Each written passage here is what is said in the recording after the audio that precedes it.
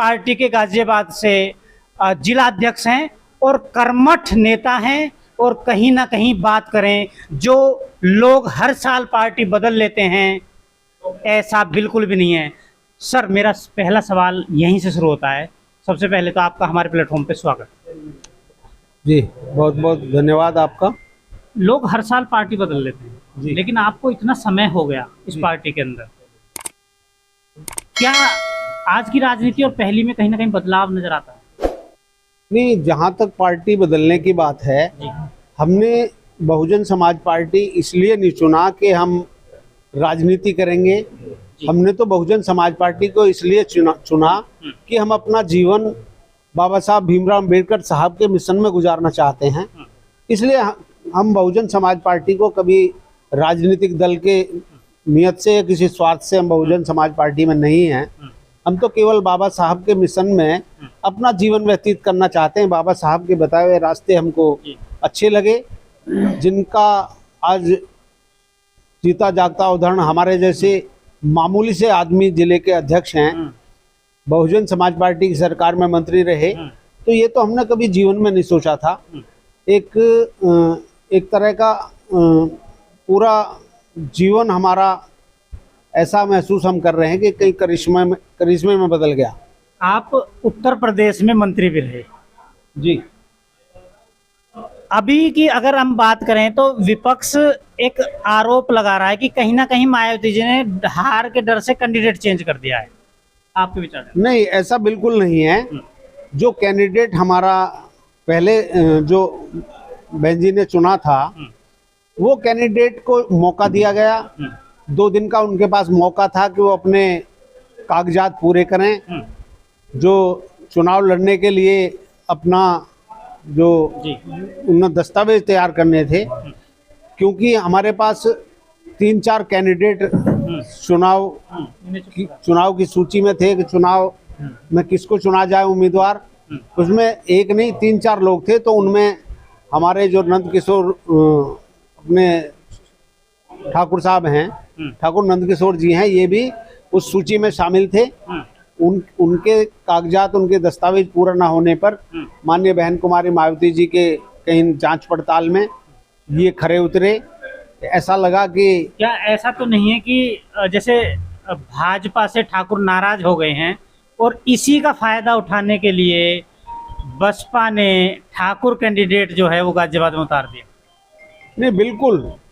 ये तो आज बहुजन समाज पार्टी हमेशा, क्योंकि जनता के दिलों में विश्वास रखती है, तो गाजियाबाद की जनता बिल्कुल मांग कर रही थी कि हमारे बीच में ऐसा कैंडिडेट होना चाहिए जिसकी पीड़ा पूरे इस गाजियाबाद को है। गाजियाबाद के लोग महसूस कर रहे थे कि आज हमारे बीच से मान लो एक ठाकुर समाज के कैंडिडेट का अपमान हुआ है, तो सम्मान करना बहुजन समाज पार्टी का परम कर्तव्य है। जो ठाकुर भाजपा का कोर वोटर माना जाता है जी, आज वो ही भाजपा के साथ मारा पीटी चल रही है। आपने वीडियो देखी होगी। तो ऐसी क्या घटना हो गई, क्या नाराजगी है जो ठाकुर समाज भाजपा से अचानक नाराज होगा? आज राजनाथ जी भी आए कि ठाकुर आ जाएंगे, लेकिन आज हमने खुद देखा कि राजनाथ जी की सभा में भी ठाकुर गायब हैं। नहीं, उसका कारण ये है कि अब भाजपा बौखला करके बड़े बड़े ऐसे लीडरों को यहाँ भेज रही है जो ठाकुरों को मनाने में लगे हैं, लेकिन ठाकुर अपना स्वाभिमान सम्मान बना कर रखना चाहता है। इसलिए उन्होंने बहुजन समाज पार्टी का दामन थामा है। बहुजन समाज पार्टी में चाहे तो गाजियाबाद की बात हो, नंदकिशोर सिंह, ठाकुर नंदकिशोर सिंह की बात हो, चाहे हमारा कैराना से हमारे राणा जी वहाँ से क्षत्रिय कैंडिडेट हैं, ठाकुर कैंडिडेट हैं, और हमारे उधर वहाँ से नोएडा से हमारे राजेंद्र सोलंकी साहब हमारे कैंडिडेट हैं। तो बहन कुमारी मायावती जी ने ठाकुर समाज के लोगों का भी सम्मान बरकरार रखा है, क्योंकि बहुजन समाज पार्टी सर्व समाज के लोगों की पार्टी है।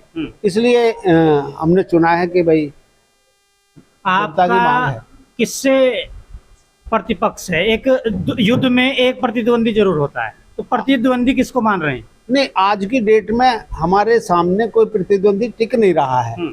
ना भाजपा दौड़ में है, ना कांग्रेस दौड़ में है। हमारा कैंडिडेट बिल्कुल जीत सुनिश्चित करके लेकिन भाजपा कह रही है सेन साहब कि गाजियाबाद हमारी सुरक्षित सीट है, इसे कोई हमसे छीन नहीं सकता। नहीं, गाजियाबाद इसलिए उनकी सुरक्षित सीट नहीं है कि भारतीय बहुजन समाज पार्टी यहाँ पर 5 में से 4 सीटें एक बार में जीत करके अपना यहाँ परचम लहराया है। यहाँ बहुजन समाज पार्टी का गढ़ है। ये तो बहुजन समाज पार्टी ने आप लोगों से मिलके, भारतीय जनता पार्टी ने आप लोगों से मिलकर, मीडिया से मिलके कुप्रचार कराए, धर्म के नाम पे, मंदिर के नाम पे लोगों की भावनाओं को भड़का करके वोट लिया है। आप लोगों ने उनका साथ दिया है, विशेषकर मीडिया ने, मोदी मीडिया शब्द यूज करें, नहीं, मीडिया ने उनका जो है उनका साथ दिया है कि कुप्रचार किए हैं धर्म के नाम पे, मंदिर के नाम पे, मोदी के नाम पे, और कोई दूसरा उनके सुबह से शाम तक और कोई राग उनके पास नहीं था। तो देश की जनता को चलने का, जो इंडिया गठबंधन के लोग हैं वो कह रही हैं कहीं ना कहीं मायावती भाजपा के प्रेशर में है और उन्हीं के लिए काम कर रही हैं और इसलिए ही ठाकुर जो कैंडिडेट है वो बदला गया।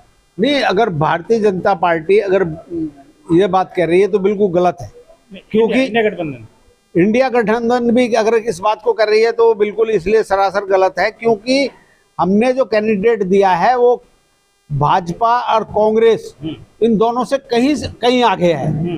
तो हम फिर भारतीय जनता पार्टी से ऐसा भारी भरकम कैंडिडेट कह रहे हैं कि इनकी आपस में मिला जुली है अंदर खाने। नहीं, मिला जुली क्या, भारतीय जनता पार्टी क्या बसपा को जिताना चाह रही है?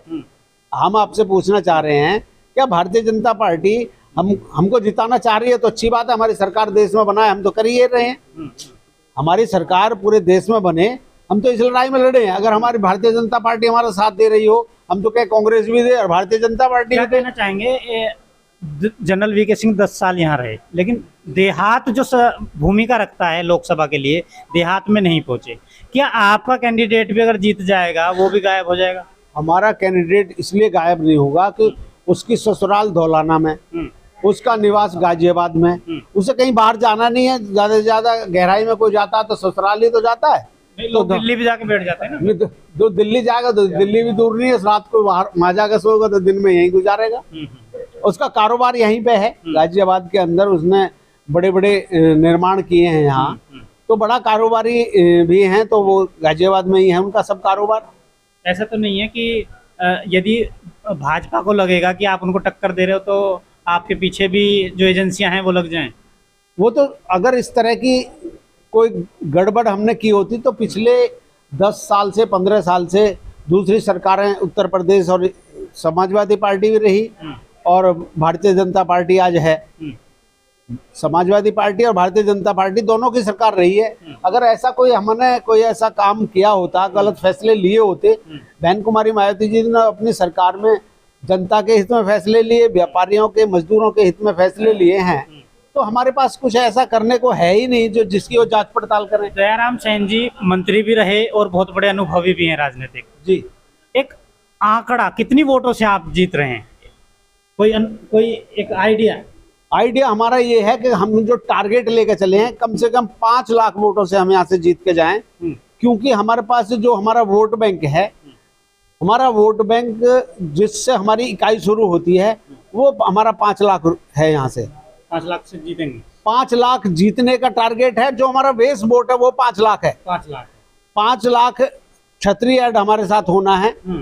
और जो बहुजन समाज का वोट है, क्योंकि सर्व समाज के लोग बहुजन समाज पार्टी के साथ जुड़े हैं, चाहे वो पाल समाज के लोग हैं, कश्यप समाज के लोग हैं, मुस्लिम समाज के लोग हैं, वाल्मीकि समाज के लोग, जीत रहे हैं आपका जवाब। बिल्कुल। आज पर्चा भरने में हमारे वहाब चौधरी साहब साथ थे, उन्होंने बिल्कुल ये दावा किया है बीजेपी के बड़े बड़े नेता गाजियाबाद आएंगे, राजनाथ जी आए, अब स्वयं प्रधानमंत्री जी भी आ रहे हैं, तो कैसे टक्कर ले पाएंगे? और पैसा भी उनके पास ज्यादा, आपके पास कुछ भी नहीं है। बाहर के नेताओं का गाजियाबाद की जनता उनका असर नहीं रखती है।